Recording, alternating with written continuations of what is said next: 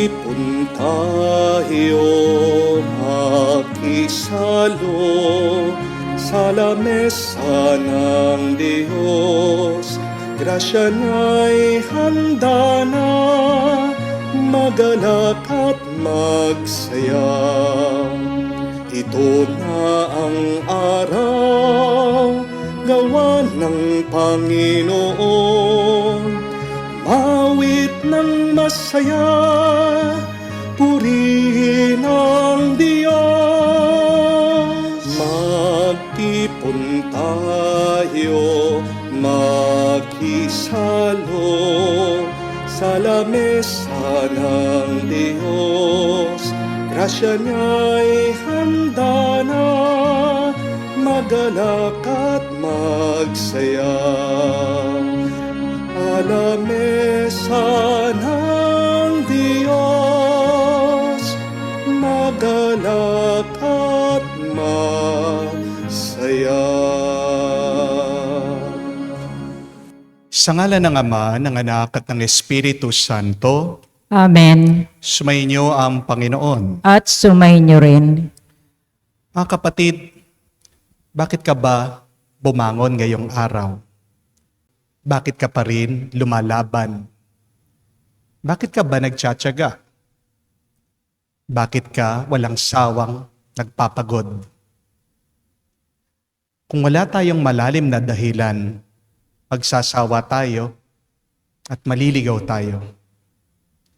Ang kasabihan nga, a man who has a why can bear anyhow. Kaya sa banal na misang ito, tayo'y muli magdasal, magnilay, magmuni, suriin natin muli ang ating mga puso. Ano ang pinakadahilan natin? Bakit tayo'y nagpapatuloy sa gitna ng napakaraming mga problema at pagsubok natin sa buhay? Sa napakaraming beses na kung saan naging napakasama ng ating dahilan, wala tayo pa ring tigil na sumusunod sa demonyo, sa masamang espiritu, sa tukso ng masama. Tayo magpakumbaba, hilingin natin muli ang awa at pagpapatawad ng Diyos para makita tayong karapat-dapat makatanggap sa mga banal na misteryo. Inaamin ko Sa makapangyarihang Diyos at sa inyo, mga kapatid, na luba akong nagkasala sa isip, sa salita, sa gawa, at sa aking pagkukulang. Kaya isinasamo ko sa mahal na Birhen Maria, sa lahat ng mga anghel at mga banal, at sa inyo, mga kapatid, na ako'y ipanalangin sa Panginoong ating Diyos. kaawaan tayo na makapangyarihang Diyos, patawarin tayo sa ating mga kasalanan, patnubayan tayo sa buhay na walang hanggan. Amen. Panginoon, kaawaan mo kami. Panginoon, kaawaan mo kami. Kristo, kaawaan mo kami. Kristo, kaawaan mo kami. Panginoon, kaawaan mo kami. Panginoon, kaawaan mo kami. Manalangin tayo.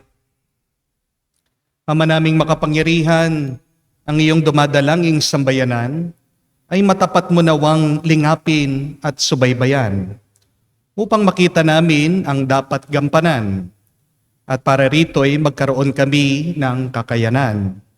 Sa pamamagitan ni Jesucristo kasama ng Espiritu Santo, magpa sa walang hanggan. Amen.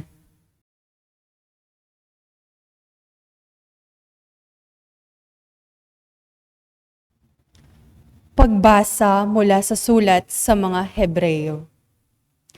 Yamang ang mga anak na tinutukoy niya ay tao. Naging tao rin si Jesus tulad nila. May laman at dugo. Ginawa niya ito upang sa pamamagitan ng kanyang kamatayan ay maigupo niya ang dyablo na siyang may kapangyarihan sa kamatayan. Sa gayon, pinalaya niya ang lahat ng naging alipin habang panahon dahil sa kanilang takot sa kamatayan. Hindi ang mga anghel ang kanyang tinutulungan, kundi ang lahi ni Abraham. kaya't kinailangang matulad siya sa kanyang mga kapatid sa lahat ng paraan. Sa gayon, siya'y naging isang dakilang saserdote, mahabagin at tapat, naglilingkod sa Diyos at naghahandog ng hain sa ikapagpapatawad ng mga kasalanan ng tao. Sapagkat siya'y may tinukso at nagbata, kaya ngayon matutulungan niya ang mga tinukso. Ang salita ng Diyos. Salamat sa Diyos.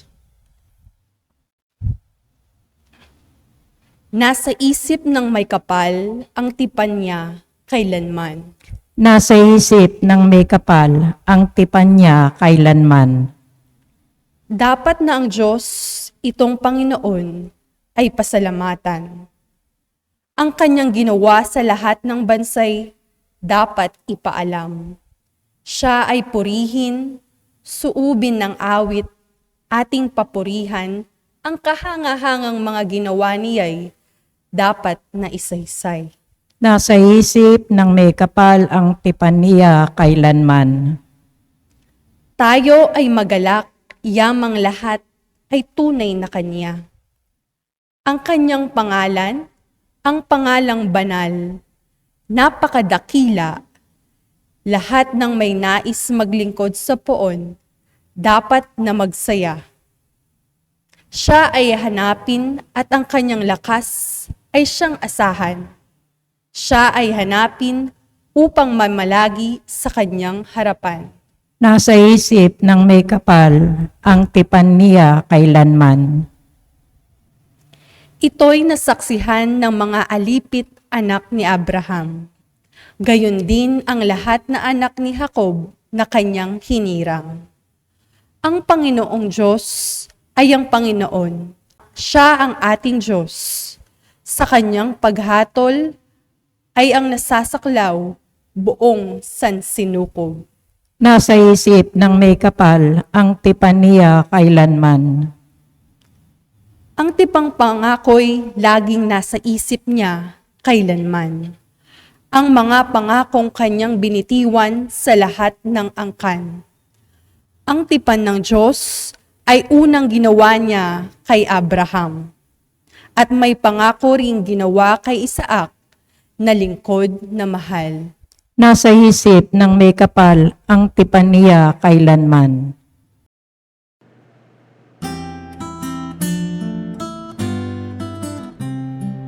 Alleluia, alleluia, alleluia, alleluia, alleluia, alleluia, alleluia, alleluia, alleluia, alleluia, alleluia, alleluia. Ang tinig ko'y pakikinggan ng kabilang sa aking kawan, ako'y kanilang susundan. Aleluya, aleluya. Sumainyo ang Panginoon. At sumainyo rin. Ang mabuting balita ng Panginoon ayon kay San Marcos. Papuri sa iyo, Panginoon. Nung panong yun, mula sa sinagoga, si Jesus ay nagtuloy sa bahay ni na Simon at Andres. Kasama niya sina Santiago at Juan. Nakaratay noon ang biyanan ni Simon Pedro dahil sa matinding lagnat. At ito'y agad nilang sinabi kay Jesus. Nilapitan ni Jesus ang babae, hinawakan sa kamay at ibinangon. Noon din, inibsan ito ng lagnat at naglingkod sa kanila. Pagkalubog ng araw, dinala kay Jesus ang lahat ng may sakit at mga inaalihan ng demonyo. At nagkatipon ang buong bayan sa may pintuan ng bahay. Pinagaling niya ang maraming may sakit, anuman ang kanilang karamdaman. Nagpalayas siya ng mga demonyo. Hindi niya hinayang magsalita ang mga ito, sapagkat alam nila kung sino siya.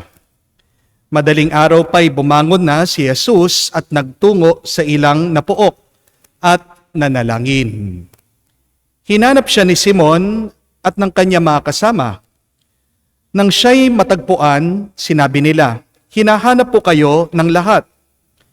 Ngunit sinabi ni Jesus, "Kailangan pumunta rin naman tayo sa kalapit bayan upang makapangaral ako rito. Ito ang dahilan ng pag-alis ko sa Capernaum." At nilibot niya ang buong Galilea at nangaral sa mga sinagoga at nagpalayas ng mga demonyo. Mga kapatid, ang mabuting balita ng ating Panginoon. Pinupuri ka namin, Panginoong Esukristo. Magandang araw po muli sa inyong lahat. Minsan, meron pong nagsabi, ang dasal daw ng mga abogado ay sana merong magdimandahan. Ang dasal daw ng mga doktor naman ay sana merong magkasakit. Ang dasal daw ng mga nagpapautang ay sana merong maghirap at magipit. Ang dasal daw ng mga may-ari ng funeraria ay sana may mamatay. Ang tanging nagdadasal lang daw para umasenso, para yumaman ang mga tao, sino po? Ang mga magnanakaw. Dahil kung walang magdedemandahan, walang trabaho ang mga abogado. Dahil kung walang magkakasakit, walang trabaho ang mga doktor. Kung walang maghihirap, kung walang gipit na gipit, wala ding silbi ang mga nagpapautang. At kung walang mamamatay, walang negosyo ang mga puninarya.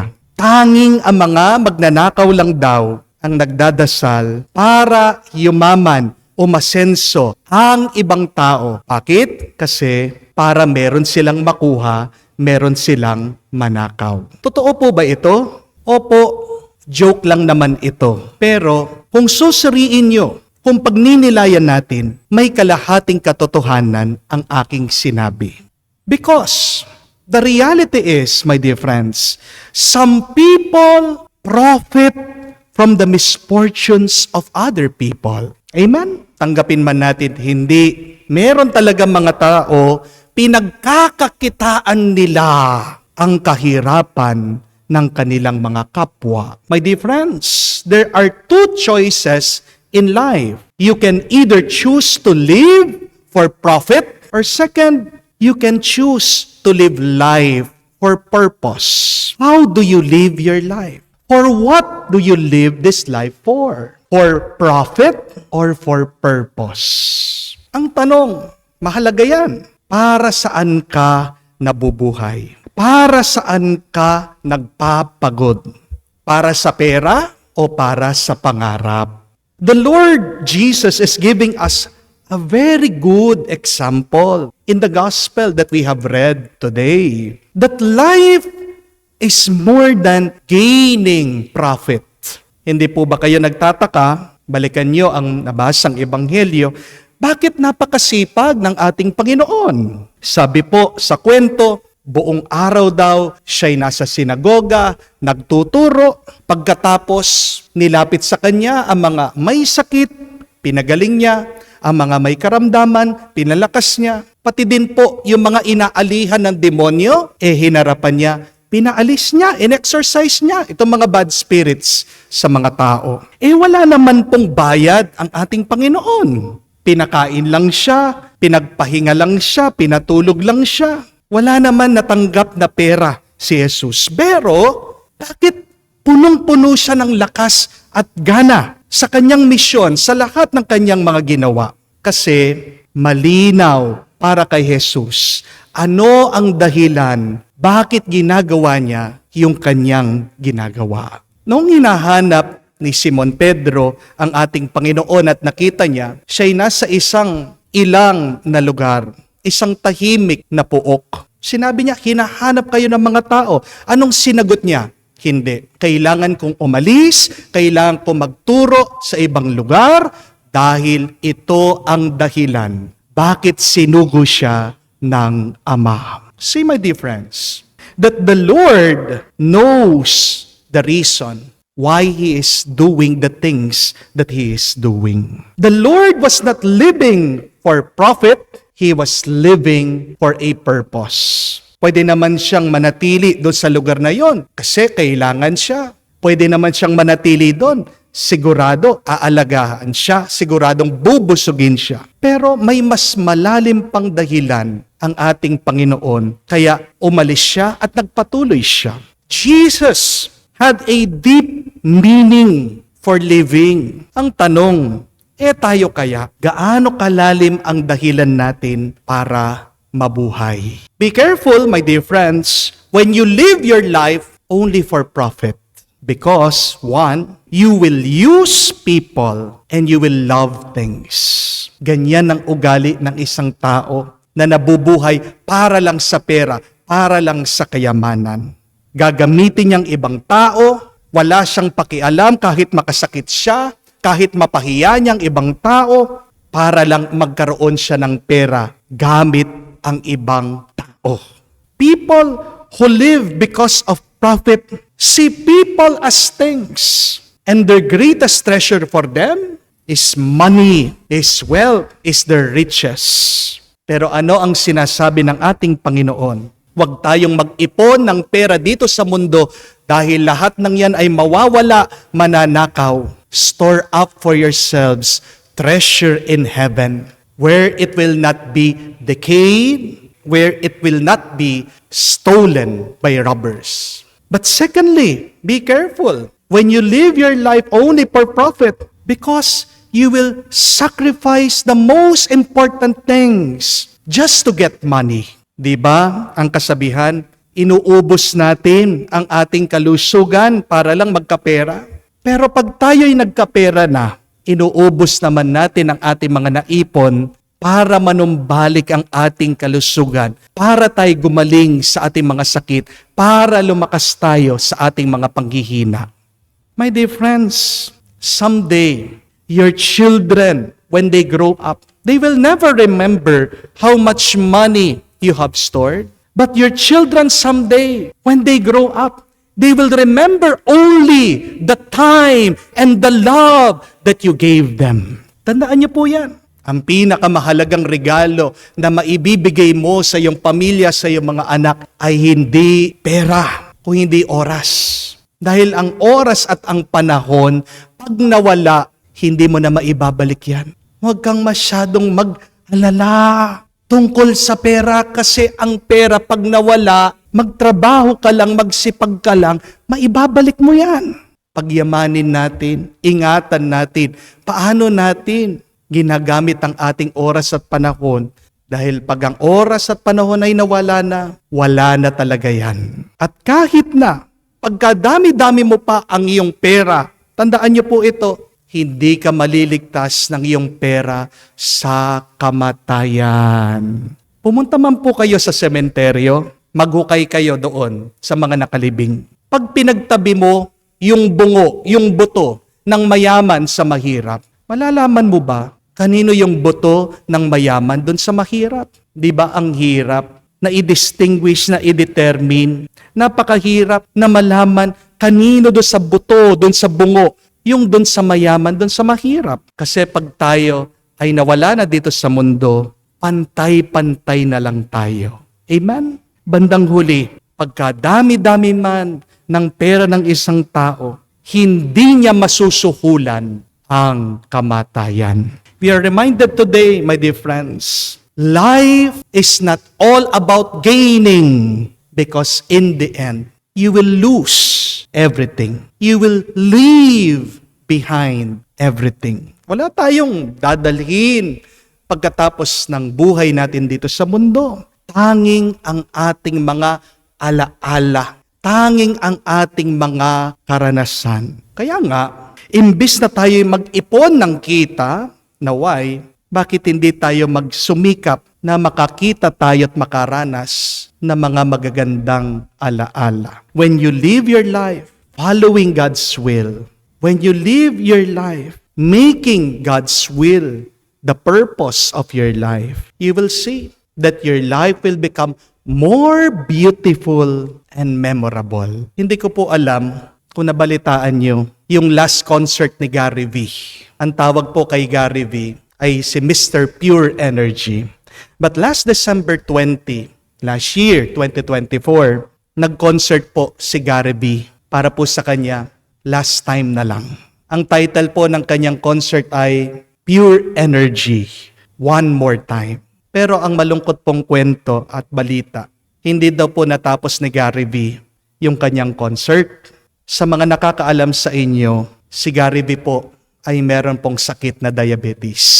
So we also include him in our prayer in this Mass. Pero nakakabilib at nakakamangha, kahit po may karamdaman si Gary V, kahit po hindi siya 100%, kahit na nanghihina siya, tinuloy pa rin po niya yung kanyang concert. Talaga pong bigay todo. Doon talaga niya binuhos lahat-lahat doon sa kanyang performance. At ako po ay napatanong, ang yaman na ni Gary V, bakit pa siya nagpa-concert? Sa akin pong pagmumuni, sa aking pag-iisip, sabi ko rin, sikat na si Gary V. Wala naman siyang kailangan patunayan sa kanyang sarili at sa ibang tao.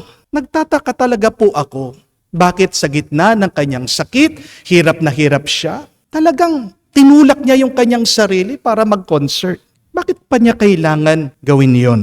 At doon po sa concert ni Gary V, nalaman ko po yung sagot. Bakit nag-effort siya? Talagang binigay niya todong-todo, lahat-lahat, yung the best niya. Sabi niya, there is a part in my brain saying, wala na to, Gary. Hindi mo na kaya. Hindi mo na kaya. But my spirit wants to believe that kaya ako nandito, sabi po niya. Dahil sabi ni Lord, ito ang mangyayari. This is what is going to happen. Look at that, my dear friends. Gary V was not living because of profit, but he did that concert out of purpose. Because when he was praying, he listened to the will of the Lord. And when you live purposely, you will have the energy, the inspiration, you will have the joy to continue and to overcome whatever problems, whatever challenges, whatever hardships and difficulties you have in your life. Kamukha po sa ating Panginoon, kahit na mahirap magturo, kahit na nakakapagod magpagaling ng mga may sakit, kahit na nakakatakot minsan ang humarap sa mga demonyo at masasamang espiritu, ginawa niya. Bakit? Kasi ang lahat ng ginawa niya hindi naman para sa kita, pero dahil sumusunod siya sa kagustuhan ng Diyos. May malalim na dahilan ang Panginoon. Kapatid, magdasal po tayo. Naway, hindi lang paghahanap ng pera at kita ang maging layunin natin at dahilan para mabuhay dito sa mundo. Napakapangit naman ang dahilan nun. Napakababaw naman ang dahilan, di po ba? Kung bawat umaga nagigising ka para lang sa pera. Mababaw kasi yung naiipon mo, mawawala at iiwan mo din dito. Laliman pa natin ang ating dahilan. Naway, makita natin ang kagustuhan ng Diyos para sa atin. Sundan mo ang pangarap ng Diyos para sa iyo. Gawin mong pangarap mo ang pangarap ng Diyos para sa iyo. At ano ang iyong makikita? Ano ang iyong mararanasan? Ano ang iyong mararamdaman? Kapag pagod ka, palalakasin ka niya. Kapag may sakit ka, pagagalingin ka niya. At kapag malungkot ka at wala ka ng gana, pasasayahin ka niya. Ngayon at magpakailanman. Amen. Tulad ng mga taong nagdadala kay Jesus na mga may sakit at mga inaalihan ng demonyo, dalhin natin sa ating Amang nasa langit ang lahat ng may dalang hinagpis at paghihirap at nangangailangan ng kagalingan puno ng pagmamahal. Ating sabihin, Panginoon, dinggin mo kami. Panginoon, dinggin mo kami. Ang simbahan naway laging manalig sa Panginoon sa harap ng mga pagsubok at paghihirap. Manalangin tayo sa Panginoon. Panginoon, dinggin mo kami. Ang mga naghihikaos sa daigdig, lalo na ang mga walang katarungan, pinagkaitan ng pagkain, damit at kalayahan, naway mabigyan natin ng pag-asa at kalakasan ng loob Manalangin tayo sa Panginoon. Panginoon, dinggin mo kami. Sa mga naghihirap dahil sa pamimigati at pag-aalala, naway makatagpo kay Kristo ng matatag na kanlungan at katigan. Manalangin tayo sa Panginoon. Panginoon, dinggin mo kami. Sa katahimikan po ng ating puso, sabihin natin sa Diyos ang ating mga personal na dasal at pangangailangan. Ama naming makapangyarihan, bantayan mo ang aming pamilya. Ligtas at pangalagaan mo kami sapagkat lahat ng aming pag-asa ay nasa iyo. Hinihiling namin ito sa pamagitan ni Kristo, aming Panginoon. Amen. Makapangyarihan, bantayan mo ang aming pamilya. Ligtas at pangalagaan mo kami sapagkat lahat ng aming pag-asa ay nasa iyo. Hinihiling namin ito sa pamagitan ni Kristo, aming Panginoon. Amen.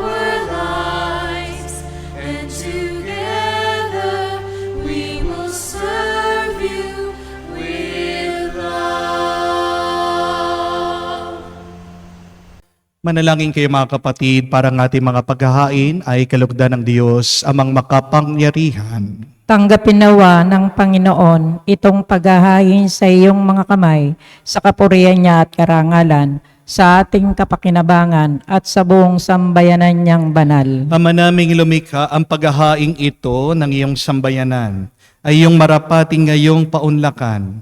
Pakundangan dito, mapasa amin nawa ang iyong kabanalan at ang masugid naming dalangin ng iyong pagbigyan. Sa pamagitan ni Jesucristo kasama ng Espiritu Santo, magpa sa walang hanggan. Amen. Sumainyo ang Panginoon. At sumainyo rin. Itaas sa Diyos sa inyong mga puso at diwa. Itinaas na namin sa Panginoon. Pasalamatan natin ang Panginoong ating Diyos. Marapat na siya ay pasalamatan. Ama naming makapangyarihan, tunay ngang marapat na ikaw ang aming pasalamatan.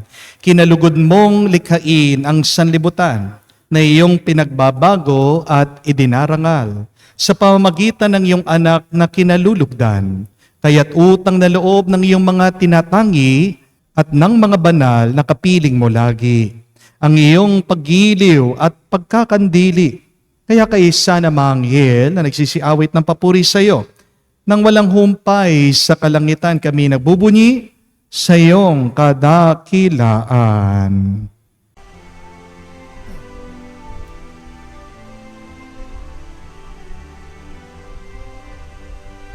Santo, Santo, Santo, Panginoong Diyos ng mga hukbo, napupuno ang langit at lupa ng kadakilaan.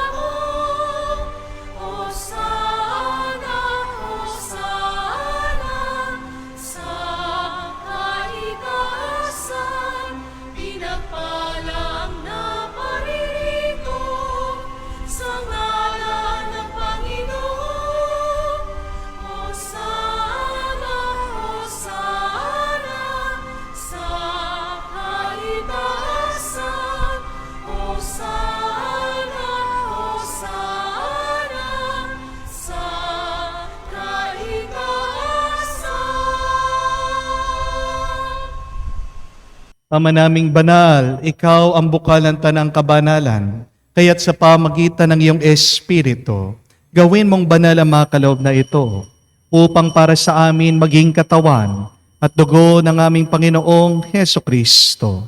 Bago niya pinagtiis ang kusang loob na maging handog, hinawakan niyang tinapay, pinasalamatan kanya, pinaghati-hati niya iyon, inabot sa kanya malagad at sinabi, tanggapin ninyong lahat ito at kanin. Ito ang aking katawan na ihahandog para sa inyo.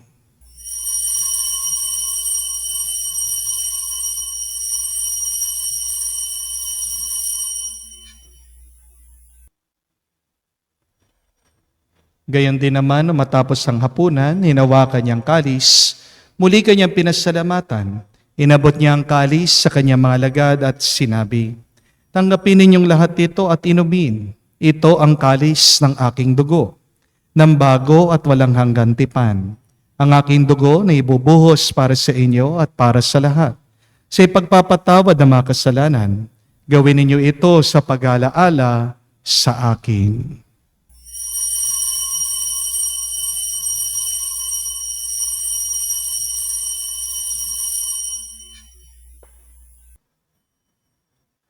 Ang misteryo ng pananampalataya.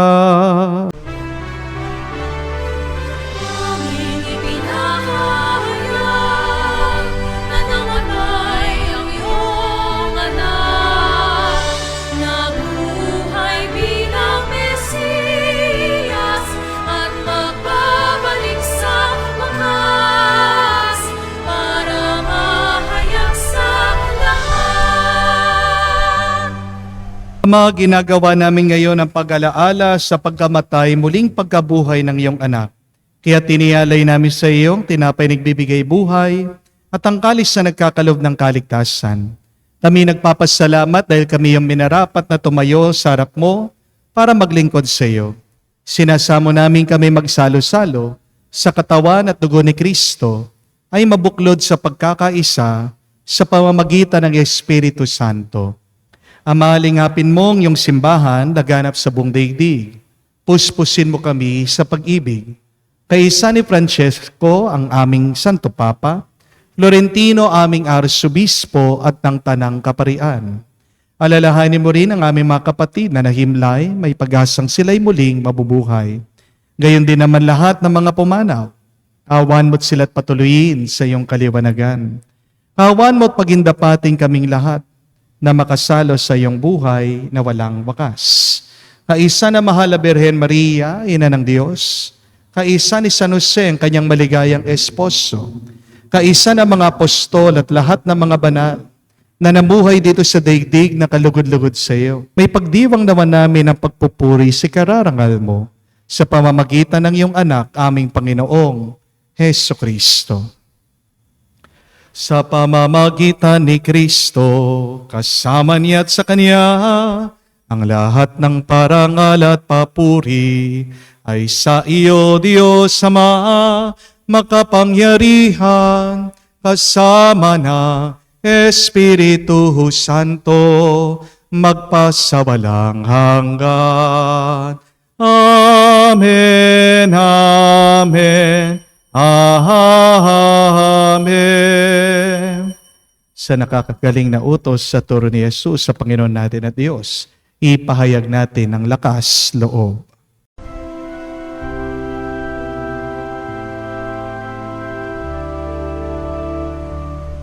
Ama namin, sumasalangit ka, sambahin ang ngalan mo, mapasa amin ang kaharian mo,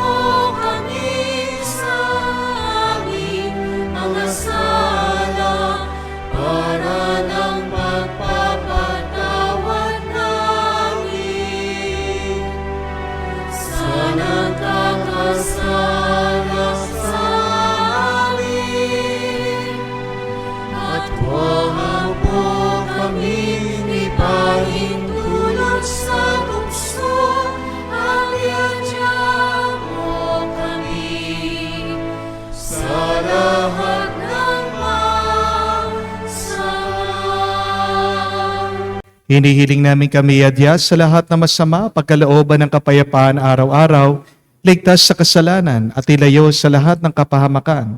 Samantalang aming pinanabikan ang dakilang araw ng pagpapahayag ng tagapagligtas naming si Hesu Kristo. Sapagkat iyo ang kaharian, kapangyarihan at ang kapurihan, magpakailanman. Amen. Panginoong Yesu Kristo, sinabi mo sa mga apostol, kapayapaan ang iniiwan ko sa inyo, ang aking kapayapaan binibigay ko sa inyo. Tunghayan mo ang aming pananampalataya, huwag ang aming pagkakasala. Pagkalooban mo kami ng kapayapaan at pagkakaisa ayon sa iyong kalooban, kasama ng Espiritu Santo magpasawalang hanggan. Amen. Kapayapaan ng Panginoon ay laging sumainyo. At sumainyo rin. Magbigayan po tayo ng kapayapaan sa bawat isa. Peace with you po, kapayapaan po sa inyong lahat.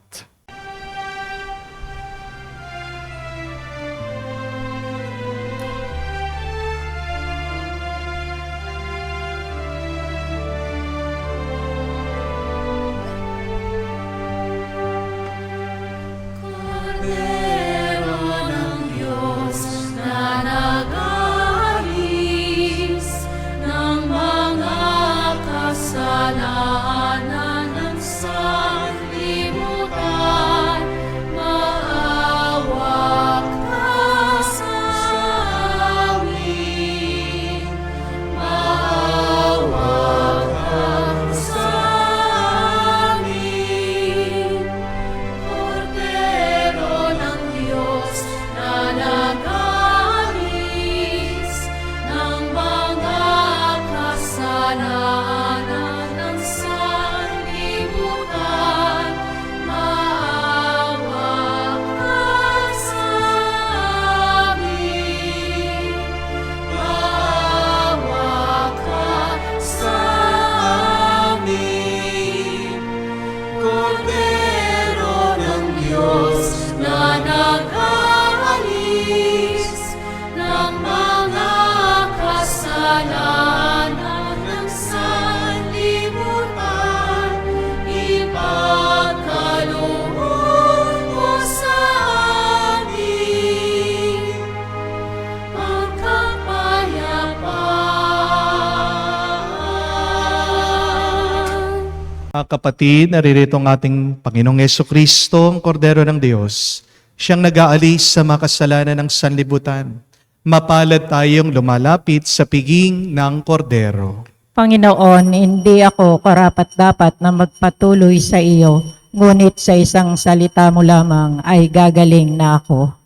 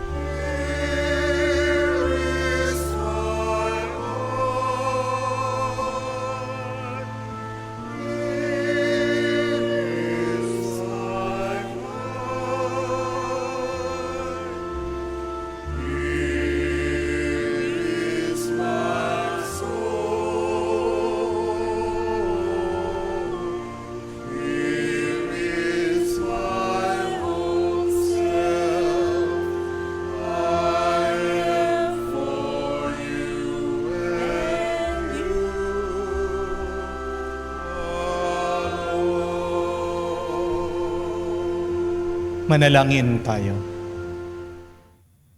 Ama naming mapagmahal, hinihiling namin kami pagbigyan, pakundangan sa iyong dulot na pakikinabang. Pagkaloob mong ikaw ay aming paglingkuran sa pamumuhay namin sa paraang iyong kinalulugdan. Sa pamamagitan ni Jesucristo kasama ng Espiritu Santo, magpa sa walang hanggan. Amen. Isa po sa mga pinakamasakit na pwede nating marinig galing sa ibang tao ay yung sabihan tayo na wala kang silbi. Di po ba? At naway iwasan nyo din po na sabihin yan sa inyong sarili. Huwag na huwag mong sasabihin sa sarili mo, wala kang silbi. Dahil, mga kapatid, ginawa tayo ng Diyos, hindi para gamitin niya tayo. Ginawa tayo ng Diyos para mahalin niya tayo. Kapag ikaw ay nag-iisip, ano kayang silbi ng taong ito sa akin? Ikaw ay nabubuhay para lang kumita, para magkapera. Para ikaw ay makatanggap. But true living is not about gaining. You know you are truly living when you are giving. And that is the real purpose of life. Our life here on this earth is not only to have, but to give. You receive grace from God that is not only for you. You receive blessing from the Lord that is not only for you. But the love that you receive from the Almighty is really for others. Kaya nga po, mga kapatid, para po sa ating assignment ngayong araw, yan ang ating pagnilayan. Sumunod tayo, makiisa tayo sa ating Panginoon na pumunta sa isang tahimik na lugar at nanalangin. Please spend some few moments of silence today and reflect. What is God's will for me? Anong kailangan kong gawin? Ano ang pangarap ng Diyos para sa akin? Anong kailangan kong gawin dito sa buhay ko? Kahit ano man ang kalagayan mo, ikaw man ay nakaratay sa kama dahil sa karamdaman, ikaw man ay nai-stress, nadidepress dahil ikaw ay iniwan ng iyong asawa, nagkahiwalay kayo, ikaw man ay nakalayo sa iyong pamilya, nasa abroad ka, mag-isa, nangungulila, please, spend some moments to reflect and to ask the Lord, Lord, what is your will? Ano pa ang layunin ko? Ano pang kailangan kong gawin? And just listen. Dagdagan natin ang ating pakikinig. Para mga kapatid, mapagpatuloy natin ang ating buhay ng puno ng gana, ng tuwa at ng saya. Sumainyo ang Panginoon. At sumainyo rin. Kayo'y basbasan ng Diyos, makapangyarihan sa lahat sa ngalan ng Ama, ng Anak, ng Espiritu Santo. Amen. Ang ating misa ay natapos na. Humayo kayo sa kapayapaan ni Kristo. Salamat sa Diyos.